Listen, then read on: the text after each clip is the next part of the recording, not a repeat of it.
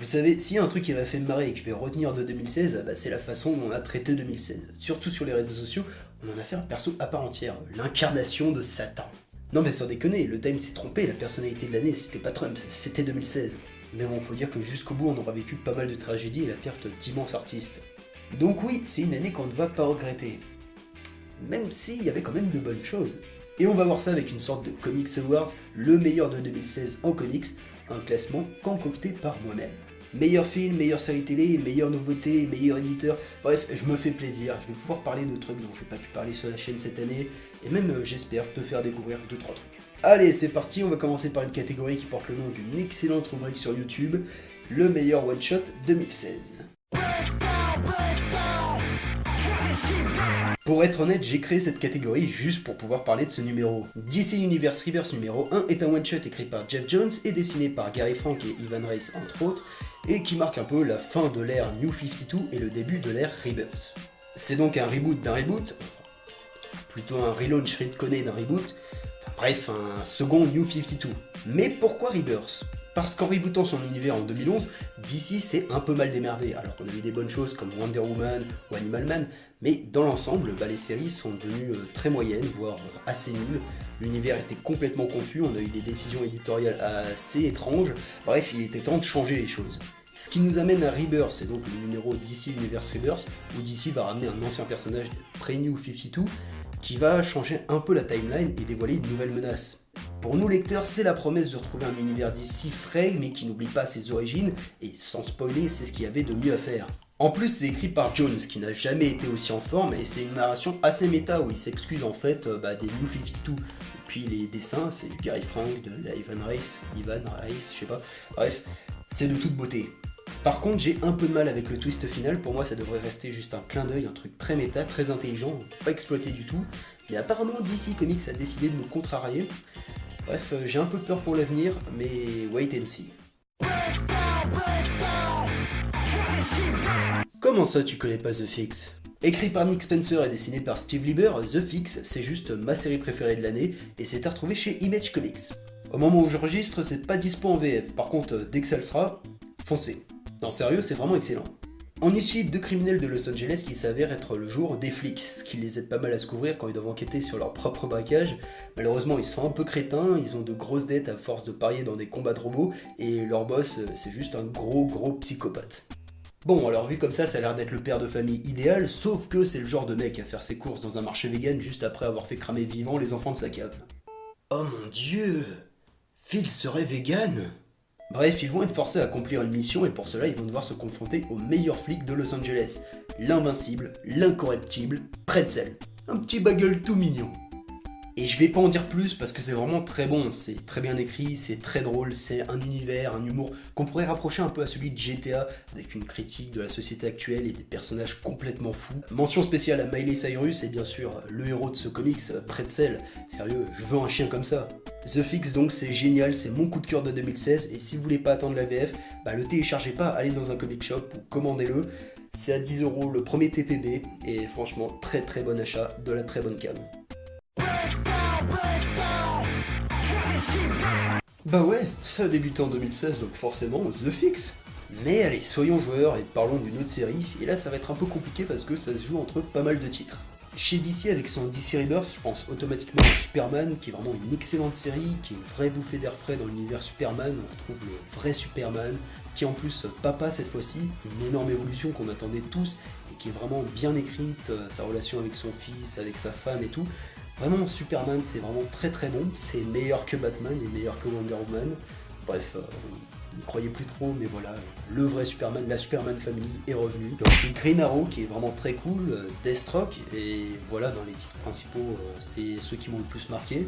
En indé c'est compliqué parce qu'il y a quand même beaucoup de nouvelles séries chaque année, et là en tête, il me reviennent que des séries Image Comics, en même temps je lis principalement du Image Comics, et voilà, donc automatiquement je pense à The Fix, Snot Girl, donc de l'auteur de Scott Pilgrim, qui est une série plutôt sympathique, voire même plus que sympathique, à voir comment ça va tourner. Et I Hate Fairyland, je sais pas s'il est sorti en 2016, je sais plus. Nope. Bon, on va dire que oui. Et chez Marvel, malgré un All New, All Different Marvel qui était quand même globalement assez naze, je retiens 2 séries. Donc The Vision, une mini-série vraiment très bonne du début à la fin, et Champions, donc qui a commencé très récemment. Et du coup, ça va se jouer entre Superman, Vision et Champions. Et je pense que je vais choisir Champions. Parce que Champions, c'est le retour des Teen Titans. Alors oui, je sais, Teen Titans, c'est chez DC. Mais je suis désolé, actuellement, Teen Titans, c'est à lire chez Marvel avec Champions. On retrouve une équipe composée essentiellement de jeunes et récents super-héros, dont pas mal que je déteste, notamment Miles Morales. Et bref, au début c'était assez mal parti, mais voilà, Wade et Ramos en 3 numéros ont réussi à me faire... ils ont fait quelque chose d'excellent, quoi. Ils ont reproduit l'esprit Teen Titans. On a un re-questionnement du système de super-héros, donc la place des Avengers dans le monde, une volonté de changer les choses, de revenir à quelque chose de plus simple, plus noble et plus engagé à la fois. Bref, ça s'inspire pas mal de tous les mouvements comme Nuit debout, sauf qu'ici c'est efficace, ça se limite pas à faire des hashtags et à faire la fête. Et en plus on retrouve le bon esprit teen, et quand je dis teen, je dis pas gamin quoi, mais vraiment l'esprit Teen Titans de Wolfman et Perez, ceux de Jones, les X-Men de Claremont, avec des tensions dans l'équipe, une diversité des caractères, des pouvoirs, bref, le bon Teen Titans, comme j'arrête pas de le répéter depuis le début. Alors oui, il y a eu pas mal d'excellentes nouvelles choses cette année en VO, Champions n'a que 3 numéros, donc ça peut très bien s'effondrer vers la suite, même si pour l'instant c'est excellent. C'est quand même très loin de la première version des Champions, mais voilà, quand je lis Champions, je retrouve un peu cette sensation quand je lisais les X-Men de Claremont, les Teen Titans de Perez et Wolfman, les Green Lantern, Green Arrow de Neil Gaiman, bref, c'est une série qui parle de la société d'aujourd'hui, de notre société actuelle, qui l'analyse, qui parle de social, et je pense que déjà ça fait du bien, c'est bien écrit, même si parfois c'est un peu maladroit, et je pense que c'est un comics qui va marquer l'histoire des comics Marvel, et l'histoire des comics tout court, si ça continue sur cette lancée. Donc voilà, je peux vous conseiller qu'un seul truc, lisez Champions, c'est vraiment très bon, et je croise les doigts pour que ça continue sur cette lancée.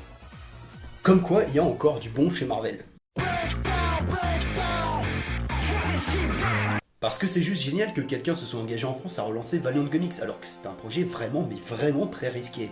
Et j'ai pas les chiffres, donc je sais pas si c'est une réussite. En attendant, en librairie, c'est toujours bien mis en avant, donc j'imagine que c'est dans les meilleures ventes, et ce serait mérité parce que le format est parfait, les séries sont bonnes, et c'est accessible. Donc merci Bliss, et lisez Quantum and Woody, parce que c'est vraiment très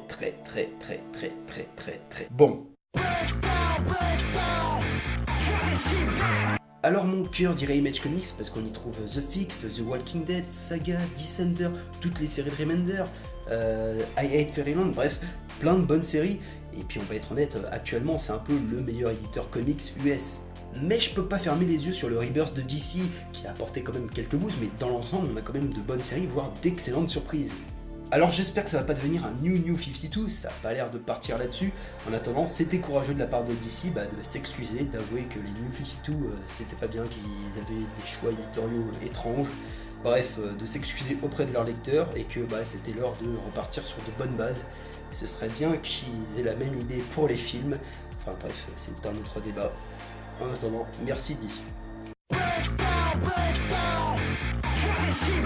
La catégorie où je vais pas me faire d'amis. Mais bon, j'ai pas aimé Deadpool, j'ai détesté BVS, pareil pour Suicide Squad, X-Men Apocalypse, on va l'oublier s'il vous plaît. Bref, il me reste plus que deux films que j'ai adorés, Doctor Strange et Civil War. Et là c'est compliqué parce que j'ai aimé ces deux films pour des raisons assez différentes et j'ai un peu du mal à les départager. Tous les deux apportent du changement dans le MCU, on a un casting assez lourd. Si on prend Doctor Strange, Benedict Cumberbatch, Matt Mikkelsen, Rachel McAdams, Tilda Swinton, bref, du lourd. En plus Doctor Strange, ça a été une claque visuelle, ça a été une bouffée d'air frais dans cet univers, ça m'a réconcilié avec la magie. Civil War, c'est l'Avengers 2 que j'attendais, c'est une bonne réadaptation de la Civil War de Mark Millar, il y a des combats juste fous, une bonne écriture des personnages, un scénario dense. Bref, c'est dur, mais victoire pour Doctor Strange, pour sa fraîcheur, et parce qu'il manquait quand même quelques morts marquantes dans Civil War.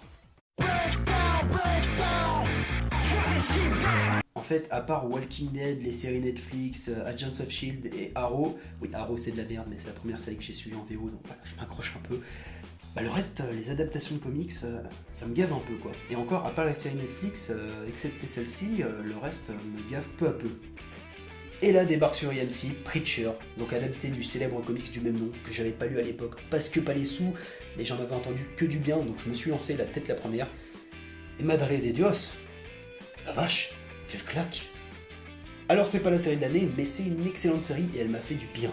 La saison 1, c'est un peu une sorte de préquel de comics. Bon, en vrai, c'est l'adaptation en 10 épisodes du premier épisode de Preacher. Donc voilà, les fans du comics risquaient d'être déçus, voire ont été déçus parce qu'ils ont trouvé ça très lent. Mais en fait, ça te sert à bien introduire les personnages et à te foutre une claque monumentale dans le dernier épisode. Bref, c'est une ambiance un peu différente du comics, mais ça reste une bonne adaptation de Preacher. Parce qu'on retrouve son univers fou, et d'ailleurs j'ai même pas parlé de quoi ça parlait. Alors en fait c'est un ancien criminel qui devient pasteur, qui obtient un pouvoir divin, donc la voix de Dieu qui lui permet de se faire obéir de tout le monde. Et il va être accompagné de son ex-petite amie, un peu cinglée, tueuse à gages, et d'un vampire irlandais. Et ils vont faire des choses, mais je vous laisse découvrir ça. C'est un univers complètement fou. Et la série a réussi à adapter ça tout en prenant quelques libertés, un peu comme The Walking Dead. Ça prend un chemin un peu différent, sauf que là c'est bien mieux fait que The Walking Dead. Et je pense notamment à un personnage iconique de Preacher, qui a un rôle assez différent, voire même totalement différent que le rôle qu'il tient dans le comics. Donc du coup ça va être intéressant de voir ce qui va lui arriver, qui va jouer le rôle qu'il tient dans le comics. Enfin bref, je suis assez impatient de voir ce qui va se passer dans la saison 2.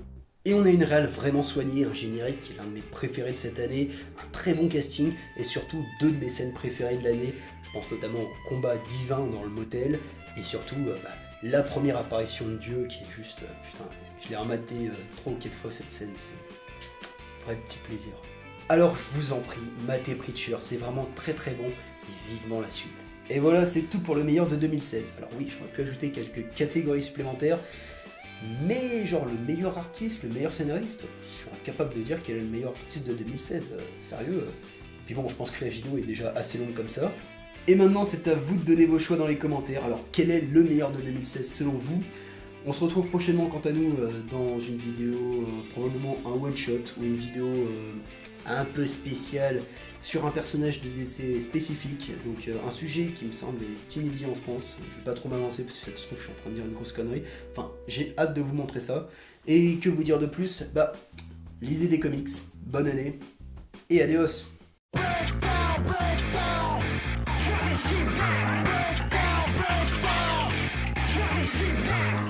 Et la meilleure annonce de 2016? Oh, j'ai joui.